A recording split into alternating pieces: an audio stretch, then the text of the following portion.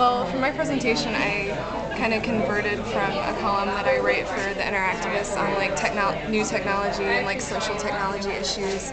And this particular presentation focuses on Facebook and identity, and I kind of talk about how every time Facebook has made like an architectural change to their site, like it's had implications for how users have to present their identity and think about what audiences are accessing them and the coinciding privacy issues. So I kind of go through like when Facebook was opened up to high school students, then like college students had to think about how their new college identity might appear to younger siblings, which is kind of like the first thing, and then it was opened up to everyone with like a valid email address.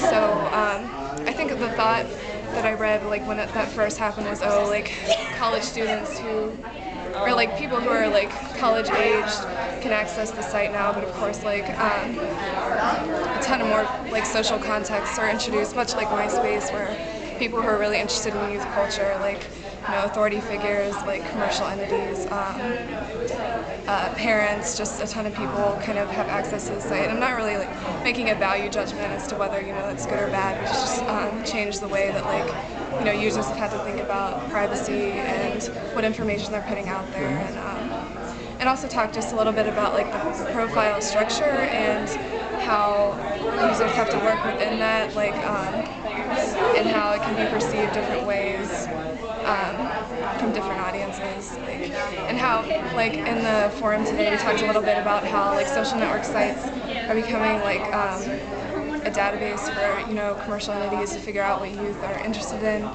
and one way users have like circumvented that on Facebook is doing things like formatting their interest in a different way so they're not searchable, and then people use it in other creative ways. Has it changed the way you use Facebook?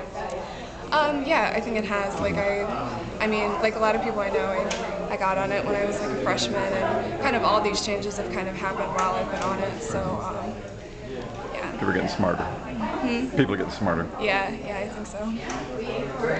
And then I also talk a lot about how the news feed was kind of like a big PR disaster for Facebook, because it kind of gave users access to all the updates their friends are making, and everybody kind of like freaked out and was very like, and Facebook, Mark Zuckerberg, the creator, was like, nothing you do is being broadcast, it's being shared with the people who care about you and your friends.